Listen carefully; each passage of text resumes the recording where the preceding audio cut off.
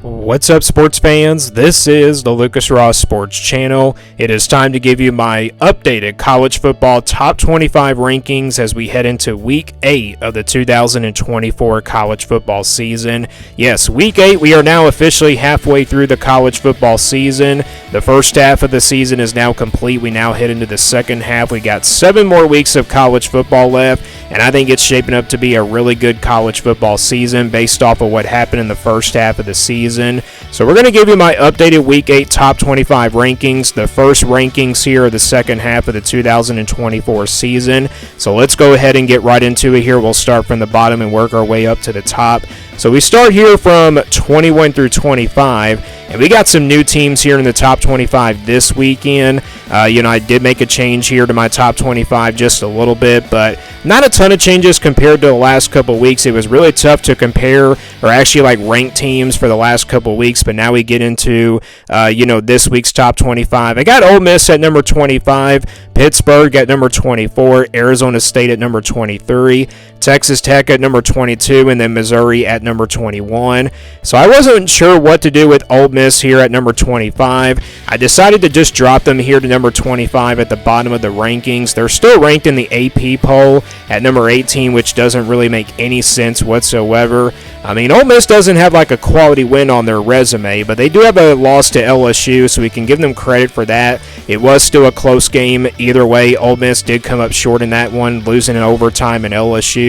So yeah, Ole Miss does come up short. They now have lost 2 games in a row. Do I think Ole Miss is out of that playoff conversation? Well, when you look at the schedule the rest of the way, they still got to play Georgia on the schedule. That'll be a very tough game. I'm pretty sure they got to play on the road at Florida. I don't think they have to play Texas. Yeah, they don't have to play Texas. They don't have to play Alabama. So maybe Ole Miss can win out and they can probably go 10-2 and still make the playoff. But I don't know if their resume is going to be good enough because they just don't really have a really quality win on their schedule. And they got the other loss coming to Kentucky, which is not looking like a really good loss for the Ole Miss Rebels because Vanderbilt just beat Kentucky. So yeah, Ole Miss could be in trouble here for the rest of the way. But I got this team at the bottom of the top 25 at number 25 after losing to LSU here on the road. Pittsburgh at number 24. They don't have a quality win either, but they're undefeated, so they're ranked here for the first time for me. This is probably the third best team in the ACC. They don't have a lot of quality wins on their schedule, but they just beat North Carolina, and also there really wasn't any other teams out here to replace Pittsburgh, so why not go ahead and put the Panthers here? A close game, though, against Cal at home, 17-15. They get the win still, but it wasn't a really big-time win. It was kind of their first real tough test of the season against a solid California team. But Pittsburgh, undefeated, they have surprised me a lot.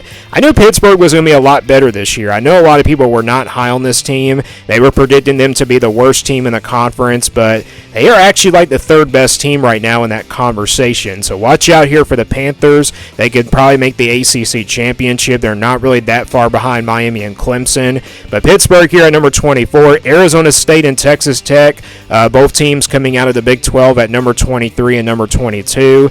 Arizona State beat Utah on Friday night. That was enough for me to put them in the top 25, and they also have the close loss to Texas Tech. That's been their only loss of the season. Then you got the Red Raiders here at number 22 ahead of them. So both Texas Tech and Arizona State, they both met each other in the regular season back on September 21st. Texas Tech defeated Arizona State 30-21, so that's the reason why you're seeing the Red Raiders ahead of Arizona State. Texas Tech, they have looked pretty good so far. They're a much more better team compared to last year. I think this team has a chance to to probably get to the Big 12 championship. Same thing with Arizona State. The Sun Devils have really surprised me a lot, and they didn't really surprise me on that Friday night game against Utah. I did predict them to win that game. Cam Rising did play, but, it wasn't enough for, Utah's offense to contribute. So Arizona State here at number 23, ranked for the first time for me, and same thing with Texas Tech at number 22, and then Pittsburgh at number 24. Missouri at number 21, they bounced back after the loss to Texas A&M, beat UMass on the road 45-3. So, yeah, clean win here for Missouri. Missouri's schedule sets up pretty well for the rest of the way. They still got to play Alabama, though, on the schedule, and that game, of course, will be on the road. They already got past that Texas A&M game. That's a pretty good loss for them, even though they got blown out in that game. But I got the Tigers here at number 21. So these are my rankings here from 21 through 25. Let's now move on to 16 through 20. So 16 through 20, I got Boise State at number 20, Indiana at number 19, Nebraska at number 18, SMU at number 17, and then Illinois at number 16. Boise State continues to move up for me at number 20. They got a pretty good resume. If you look at the other teams that we had from 21 through 25, Boise State has a better resume than out of all those teams. Boise State, they had the close loss to Oregon, and this team overall has just been pretty impressive. And, to see they competed against a Power 4 team, against Oregon back on week number 2, that's enough for me to put them here in the top 20, to be honest. And this team overall just continues to win some games, and this is probably the clear favorite in the Mountain West, and they also could still make it into the college football playoff as well. This was my preseason Group of 5 team to win their conference championship. So Boise State here at number 20, they get a pretty easy win on the road at Hawaii, 28-7. Their running back just continues to be one of the best running backs in the country. So the Broncos here at number 20, Indiana at number 19. They had a bye week, so not much to talk about the Hoosiers, but they'll have a big test coming up against Nebraska this weekend. I think this will definitely be their first real test, kind of since like maybe the Rutgers game. But Indiana has looked pretty good. They look good on the offensive side of the football. This is a very good team, a very solid team. And defensively, I think they're going to have their toughest defensive game as well against Nebraska this weekend, but we'll find out what happens. But Indiana here at number 19, they're 6-0. Not really that far behind of the top teams in the Big Ten. Nebraska at number 18. Again, I just talked about it. They'll play, of course, Indiana this weekend. So both Nebraska and Indiana had bye weeks to prepare for this big-time game. And the winner of this game will move up just ahead of the rankings. You look at Nebraska's resume over Indiana. Nebraska definitely has a better resume than Indiana and Boise State. Nebraska has the close loss to Illinois, so that's the reason why you're seeing Nebraska here at number 18. So the Cornhuskers will get ready for Indiana this weekend. We'll see how much they are really good at, in this game. And then SMU here at number 17. They had a bye week as well, so not much to talk about SMU either. I still think they're not really that far behind of getting into the ACC championship.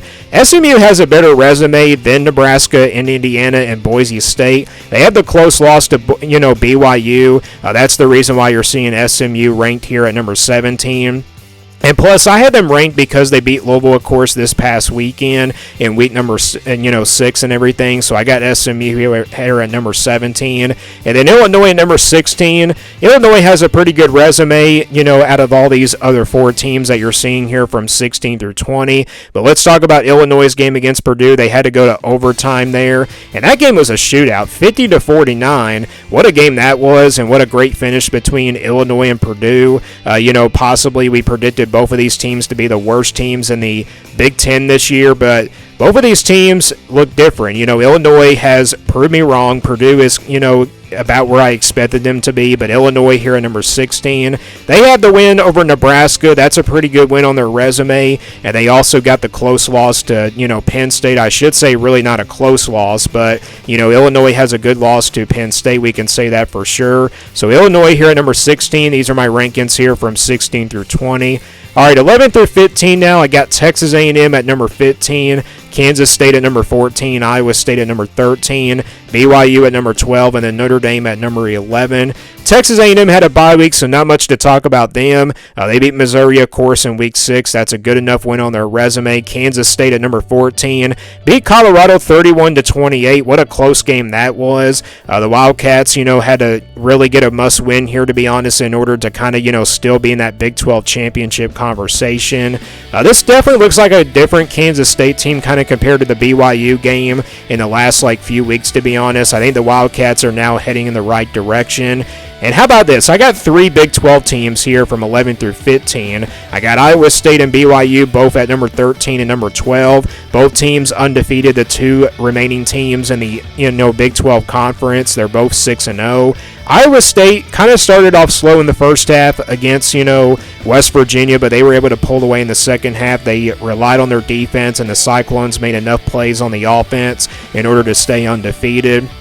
And then BYU took care of business against Arizona. They had a slow start like Iowa State in the first half, but they pulled away in the second half. And BYU just continues to be a surprise team every single game that they've played. So both Iowa State and BYU are undefeated still at 6-0, and also BYU has the win over Kansas State. That's the reason why they're ahead of the Wildcats. And then Notre Dame at number 11, they took care of business against Stanford 49-7. They had that delay for a while, but the Fighting Irish, they are now 5-1. The bye week did pay off for them, and I think they're still a playoff contender. They could still get in there as an at-large team, even though they got the loss to Northern Illinois. We'll see what happens, what the committee does for them. But Notre Dame here at number 11. These are my rankings here from 11 through 15. All right, 6 through 10 stays the same. So I got Tennessee at number 10, Alabama at number 9, Clemson at number 8, LSU at number 7, and then Miami at number 6. So the 6 through 10 range does stay the same for me from last week. Tennessee and Alabama both here were at number 9 and number 10. Clemson was at number 8, LSU was at number 7. Miami at number 6. Miami had a bye week, so we can't really move them up to the rankings. I was going to put Ohio State here just outside the top 5 and move Miami up, but Miami didn't have a game this weekend, so that's the reason why you're still seeing Miami and LSU both in the same exact spot. Clemson, they had the loss to Georgia. This team has looked really good. They beat Wake Forest, kind of started off slow in the first quarter, but they were able to pull away in this game, and they had a much more better performance kind of compared to the Florida State game. So Clemson here at number 8, still the second best team here in this conference. And then Alabama and Tennessee both had really tough matchups this past weekend. Tennessee had to go to overtime against Florida, winning it 23-7, or 23-17, I should say. Florida misses a field goal, and this kind of reminded me of the 1998 game between Tennessee and Florida. Florida had a chance to tie the game up. Tennessee gets a field goal, and then obviously they missed it. And then, of course, Tennessee gets a game-winning field goal, and they had just forced the missed field goal back in that 1998 game. That's really what the game reminded me of. Tennessee was trailing most of this ball game. Tennessee really struggled on the offense, but the offense got things going in the second half. Dylan Sampson kind of made the difference here. I think the running game is definitely the strength of this Tennessee team, but the passing game is just not there for them. Nico Amaliama has really had a tough time against really good defensive opponents. So we'll see if he can get better here in the second half of the season. But I got Tennessee here at number 10. And then Alabama, close game against South Carolina, 27-25. South Carolina had a chance to win this game. They had a chance to get to the 2-point conversion, but they failed. And then, of course, recovered the onside kick. Had a chance to get a game-winning field goal. But Alabama hangs on 27-25.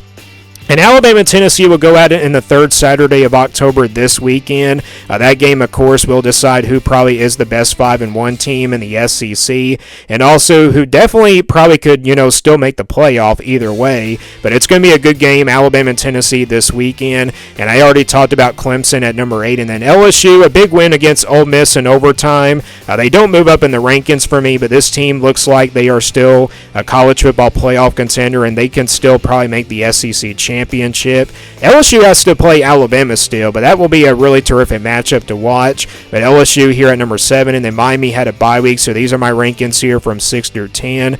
We go to the top 5 now. I got Ohio State here at number 5, Penn State at number 4, Georgia at number 3, Oregon at number 2, and then Texas at number 1. So you were probably wondering where did I put Ohio State after the loss to Oregon? Well, I got them here at number 5. It's a really good loss for this Buckeyes team. It was a tough loss. Will Howard, of course, had a chance to probably throw a short pass out of bounds and kick a game-winning field goal. But that was obviously a big mistake here on his part. But we could see Ohio State and Oregon in a rematch in the Big Ten Championship. It's just going to come down to, Ohio State and Penn State's game. If Ohio State beats Penn State, I feel like, the Buckeyes will make the Big Ten Championship. But if Penn State wins, if they pull off a huge upset, it could be Penn State versus Oregon in the Big Ten Championship game. So watch out for that game. But the Buckeyes, a tough loss to Oregon, 32-31. It was a really good game to, watch and everything. But the Ducks do pull it out. And then, of course, Penn State here at number 4.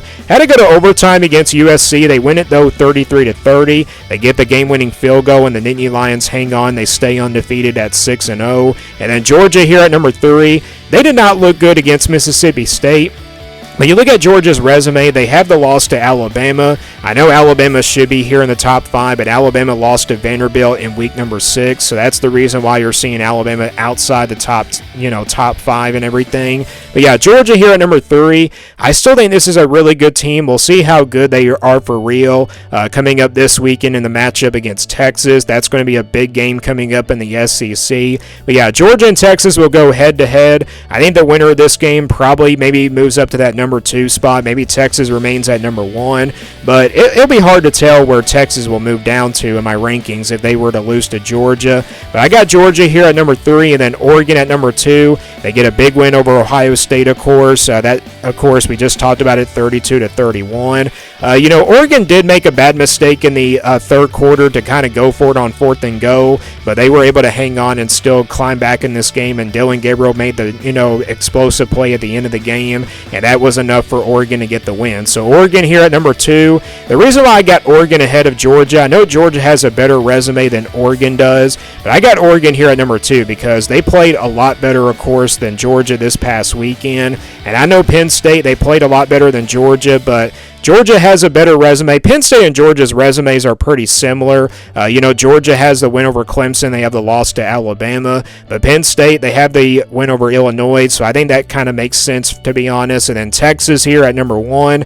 A big win over Oklahoma. Texas, turned the ball over on their first possession, but they were able to kind of take care of business at the end of the game. And the Red River rivalry just didn't really end up being a classic whatsoever. We know that Oklahoma doesn't have a good offense. That's the reason why you're not seeing Oklahoma here in the rankings this week. I know they have the loss to Tennessee, but it doesn't really matter. Oklahoma doesn't have a good offense, but their defense is pretty good, but it wasn't really good in this game against Texas. And like I said in the recap video, I did say that Texas, is definitely a better team with Quinn Ewers in there at quarterback. So Texas will play Georgia this weekend, and we'll see if they can still remain undefeated. If Texas wins this game, I feel like they go to the SEC championship with a clear path. But if they don't, I feel like it's going to be a little bit of a tough path to get there. But Texas here at number 1, and these are my rankings here from 1 through 5, and also in the top 5, I should say. And those are my updated Week 8 Top 25 rankings heading into Week number 8 of the 2024 season. The second half of the season will officially get underway. It has been a crazy college football season, so let me guys know what you think about my Week 8 Top 25 rankings, and also give me your updated Top 25 rankings down in the comments below. Thanks for watching this video, and stay tuned here for more sports content videos on my Lucas Ross Sports YouTube channel.